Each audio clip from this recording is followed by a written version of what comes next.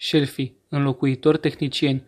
În tabul de înlocuitori tehnicieni puteți delega un coleg care să vă preia atribuțiile pe parcursul perioadei în care lipsiți.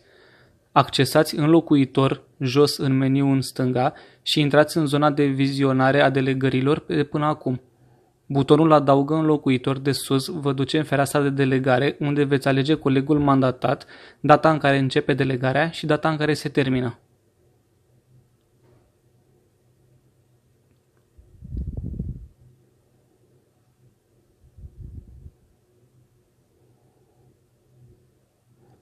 Apoi alegeți logațiile atribuite. Puteți delega una sau mai multe sau toate agențiile din subordinea voastră, astfel încât colegul vostru să se ocupe de aparatele respective cât timp voi lipsiți.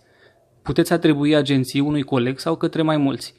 Dacă aveți comentarii sau observații referitoare la delegare, le puteți menționa.